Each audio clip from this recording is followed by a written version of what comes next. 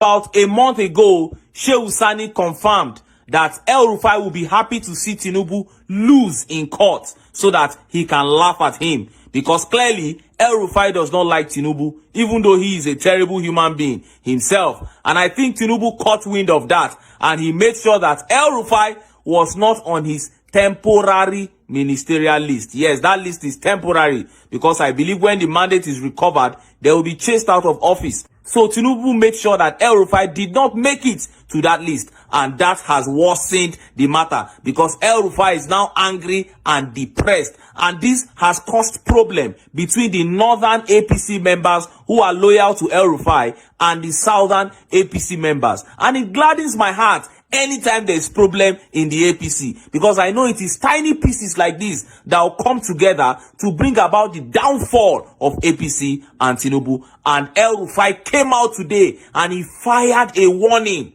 at Tinubu directly.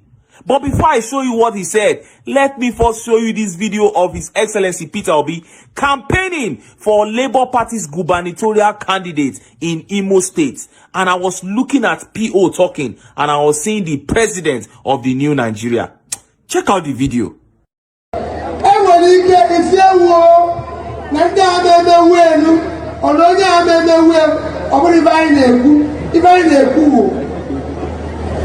Give us the chance. I've said it in Nigeria repeatedly. Would have given everyone idea. Yes. Even a good chance. More below. Haven't a change the everyone in Nigeria. Even I've Nigeria down. I've down Nigeria.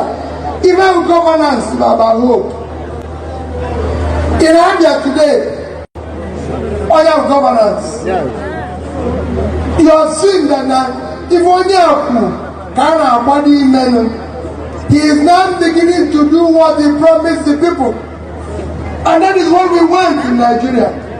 We want in Nigeria to have leaders who will do what they say, what they are preaching. We don't want people to preach one thing and do the other. That we're not asking for anything. If we do it, Nigeria will be alright. I said publicly, privately, I will change Nigeria.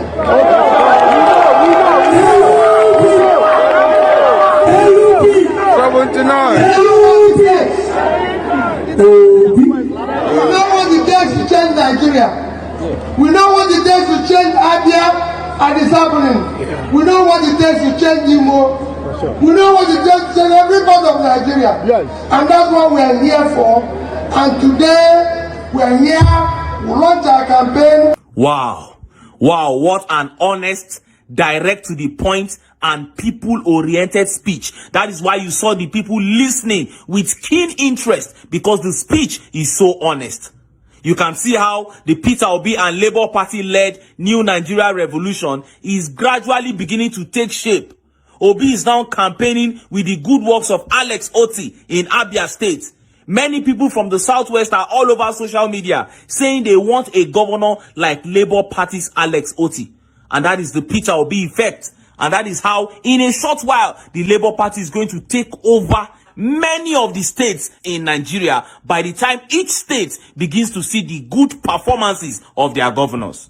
And you heard Obi say there, he said, I have said it privately and publicly that I will change Nigeria. Not I can change Nigeria again. He said, I will change Nigeria, meaning he will get there and he will change Nigeria. Now, on to El-Rufai's warning to Tinubu. El-Rufai sent a warning to Tinubu because Tinubu threatened to attack Niger Republic. And look at how the papers reported it. Invading Niger is declaring civil war against northern Nigeria. El-Rufai warns Tinubu. Ex-governor Nasir El-Rufai has warned President Bola Tinubu that if ECOWAS troops launch a military attack on Niger, it is a declaration of civil war against northern Nigeria. Mr. El-Rufai, who has been publicly silent on recent political developments in Niger and ECOWAS's reactions, gave this warning in a tweet Tuesday morning. As ECOWAS beats the drum of war, I recall the 1970s rock classic by Dire Straits, Brothers in Arms, because a war within our sub-region is a war between brothers, Mr. El-Rufai said. He added that, indeed, the people of Niger Republic are one and the same with those living in northern Nigeria. Let us bend therefore over backwards to avoid this civil war between brothers. Hey! Just imagine. And I can tell you for free that there is already a gang up against Tinubu from the northern APC members. I am very sure of that. Once you hear El-Rufai speaking like this, just know that something is cooking already. And waiting concern me. In fact, I am very happy. Let them continue to disagree. Let them continue to be aggrieved. Like I say, let them continue to be aggrieved up to the point that they will now form another APC, the Aggrieved People's Congress. All these will make the recovery of the mandate of His Excellency Peter Obi easier. Now, in other news, I saw this update that completely broke my heart, shattered me. Boko Haram members, those ones call themselves ex-Boko Haram members, repentant Boko Haram members, came out boldly, took to the streets to protest that they are not being taken care of by the government. Look at how the papers reported it. They said ex-Boko Haram members storm Maiduguri, protest hunger and poor welfare. The former terrorists who are undergoing a de-radicalization and rehabilitation program at the Hajj camp in Maiduguri broke out of the facility and protested on the streets, asking the government to pay them the 30,000 naira allowance it had promised. So, instead of crushing Boko Haram as Buhari and APC promised in 2015, they came to power and they began to pamper Boko Haram. They began to pay them out of taxpayers' money, claiming they had repented. This is the same sect that has displaced over 3 million Nigerians. There are over 3 million Nigerians in IDP camps. Look at how many young soldiers, uncountable young soldiers, these people have killed. And this is how they are being rewarded. Instead of them to be sent to the great beyond, government is now pampering them, paying them 30,000 naira monthly.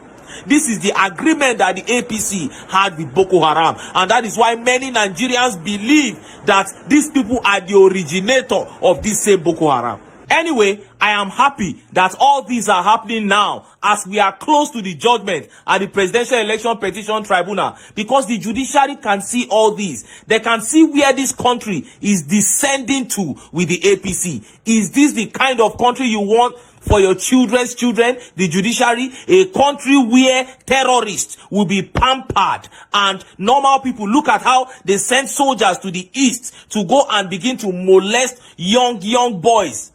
But when it comes to terrorism, when it comes to Boko Haram, they'll be pampering them to the point that one of them has even found his way up. Surely, this cannot be the kind of country that the judiciary want to leave behind for their children's children. And that is why we are urging them to be true to their calling. This is an ample opportunity to rewrite the story of this country. And it is in your hands, judges, to do the right thing. A case has been placed before you, and we are saying, pass judgment according to the dictates of the Constitution and of the electoral laws. Be true to your calling. Pass this judgment for the sake of those of us who did this country now, and for the sake of the children yet unborn. But until then, make